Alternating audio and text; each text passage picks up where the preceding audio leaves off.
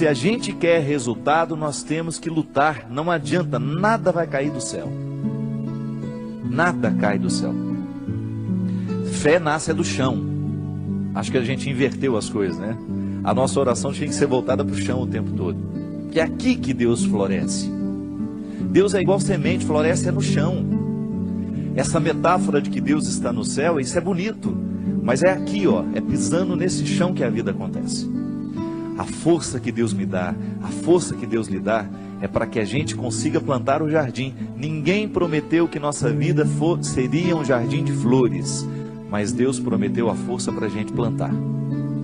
Eu estou aqui, graças a Deus, cheio de saúde, tenho o meu esforço nessa história, tem, mas é dom de Deus em mim, eu faço a minha força. Quer passar no vestibular? Estuda. Não tem essa história, ô padre, reza para mim. Não vou rezar não. Se você não estudar, minha oração não serve para nada neste momento. Se você não estudar, você não adianta ficar sentado, ajoelhado diante do Santíssimo com o livro na cabeça. Ô Senhor, me ajuda a passar no vestibular. Faça primeiro a sua tarefa, depois você tem o direito de esperar pelo dom. É aquilo que a gente fala sempre. Nós só temos o direito de esperar pelo impossível depois que fizermos tudo o que nos foi possível. Agora tem um outro detalhe. Ela está dizendo aqui, padre, tudo é muito difícil. Pode ser que você esteja prestando atenção demais no que é difícil. Aí tudo fica mais difícil ainda. Gente, a vida sempre será determinada a partir do que a gente presta atenção. Se você tem diante de você um problema, você tem duas possibilidades. Ou você enxerga o problema, ou você já enxerga a solução. Tem gente que só enxerga o problema. Aí dificilmente encontra a solução, porque fixa os olhos no problema e aí não tem olhos para encontrar a solução. E aí depende de como nós interpretamos a vida. Tem gente que adora a dificuldade, tem gente que adora problema. E acaba se tornando uma fonte de problemas, porque não está disposto para soluções. Tem gente que não sabe viver sem um problema. No meu livro que eu vou lançar tem uma personagem interessante, que ela é ficcionada nas doenças, ela adora ter doença. O sonho da vida dela é ter um plano de saúde. A alegria dela é receber um exame em que ela está precária. A alegria dela é contar as doenças, a dor de cabeça que não passa, é a pedra na vesícula. Tem gente que gosta disso, tem gente que presta atenção só no que é ruim. Mas não pode ser assim, minha gente.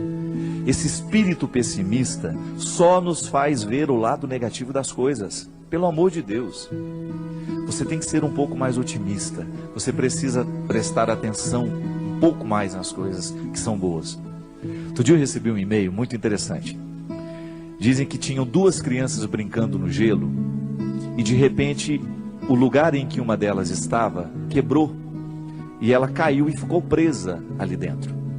E a outra criança, num ímpeto de salvar aquela outra que estava ali dentro, quase morrendo já congelada, retirou o seu patins e começou a quebrar aquela outra parte lateral para que desse espaço para retirar o amiguinho que estava ali dentro.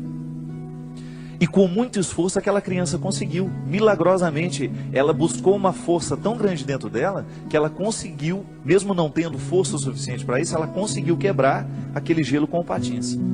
E quando chegou o adulto, né, que viu a situação, não acreditou.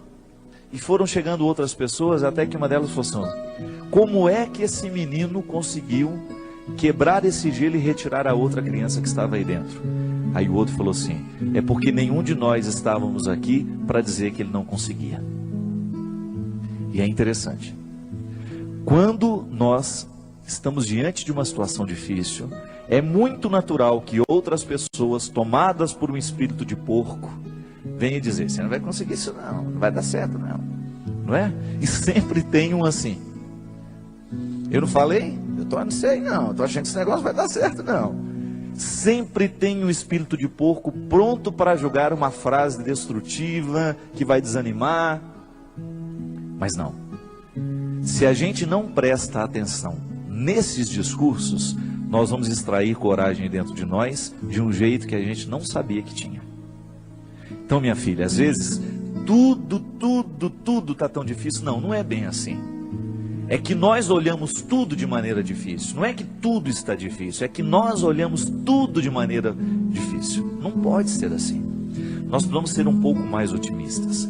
Dificuldade existe na vida de todo mundo. Elas estão por toda parte.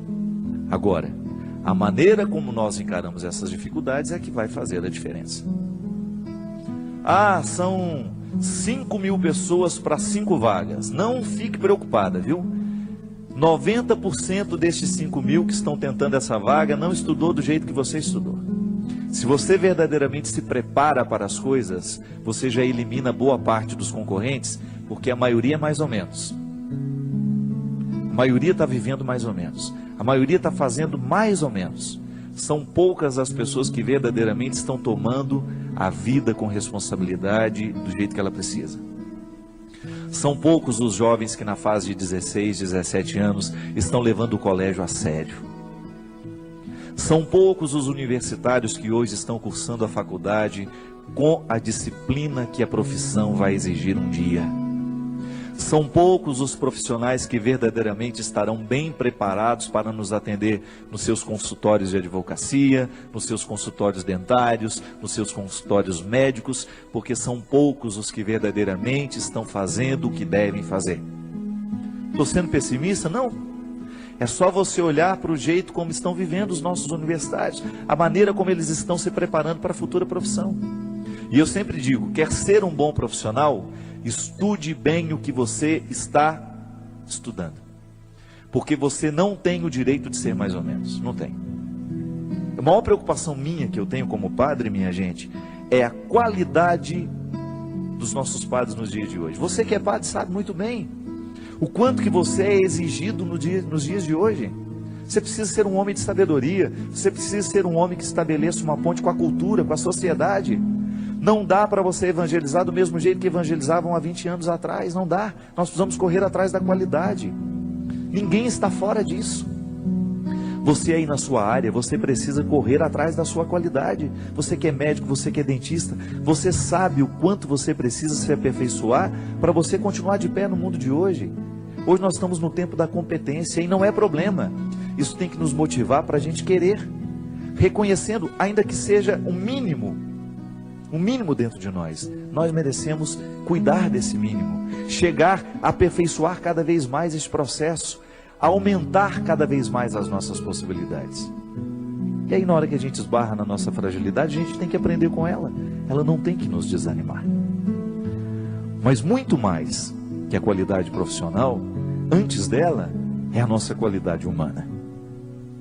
Muito mais que um bom médico, você precisa antes é ser um bom pai, ser um bom filho, ser um bom irmão. É isso que faz verdadeiramente a felicidade vir acomodar-se dentro de você. Não adianta você se realizar na sua profissão se você não se realiza como pessoa. E é disso que hoje nós estamos falando. É desse aperfeiçoamento humano.